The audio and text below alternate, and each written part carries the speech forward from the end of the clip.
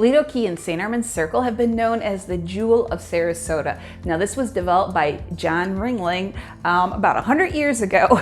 Now it offers a lovely balance of residential areas, shops, restaurants, quick access to downtown Sarasota, and of course the beaches.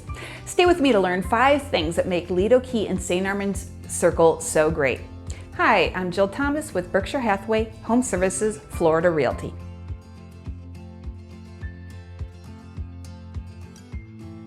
Now, Lido Key and St. Armands may not be one of our larger barrier islands in Sarasota County, but it sure does pack a lot of punch. There's so much here for you. So here are 5 important things to know about Lido Key and St. Armands Circle.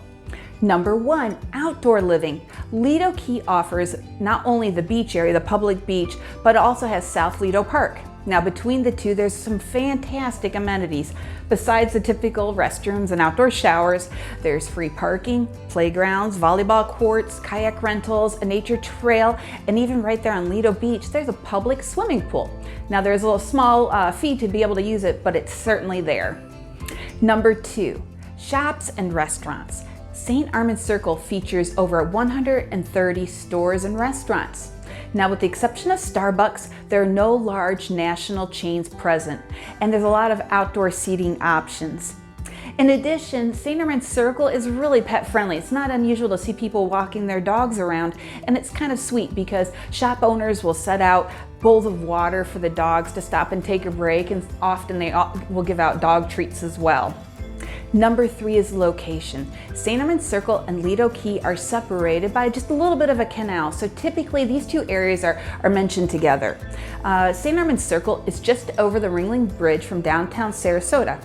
And then there's another bridge over to Longboat Key to the north of Lido Key and St. Armands. And many people covet that south end of Longboat Key because of the close proximity to St. Armands Circle and then to downtown Sarasota. Siesta Key is located to the south of Lido Key, and although it's visible from South Lido Park and many of the condominiums, it's not accessible from Lido Key. So you have to travel back up over the Ringling Bridge to the mainland and then pick up the North Bridge on Siesta Drive to get to Siesta Key.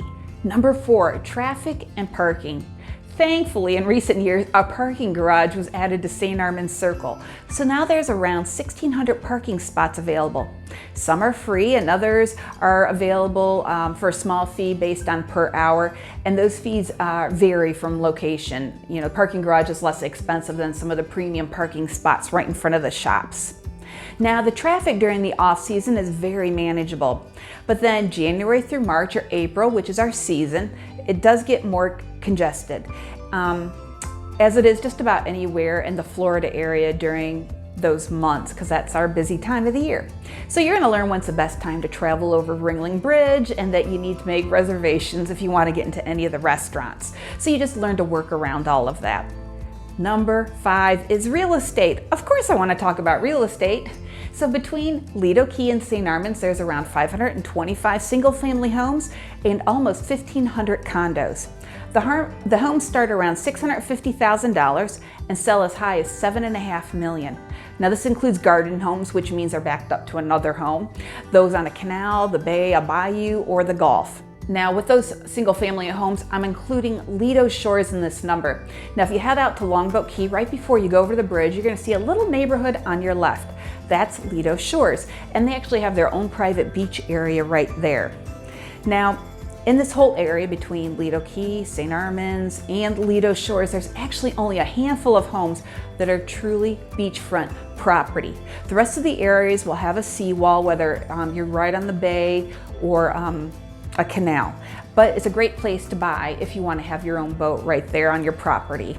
The condominiums start as low as $200,000 and they can run as high as $4 million. Now keep in mind the rental restrictions for this area. The majority of the buildings have minimum rental restrictions of 3, 6, or even 12 months. So this means that if you want to rent out your unit, it has to be for at least that time period. You know, if it's a 3-month minimum, you have to lease it out for at least 3 months in a row.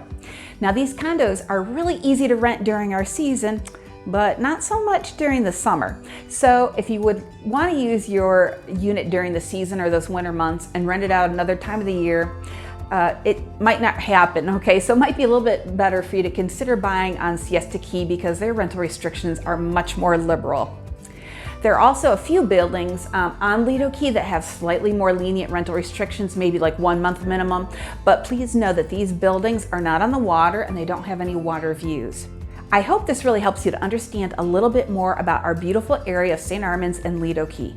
I mentioned a bit about season and rental restrictions, and I actually did make separate videos on those topics specifically. So if you have more interest in that, please take a look.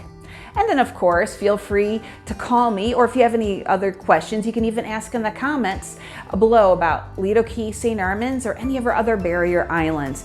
Each island certainly has its own personality and offers something different. Now please be sure to like my videos so more people will be able to see them. And on YouTube and Facebook, be sure to hit that notification bell. Thanks so much for watching. I'm Jill Thomas with Berkshire Hathaway Home Services, Florida Realty.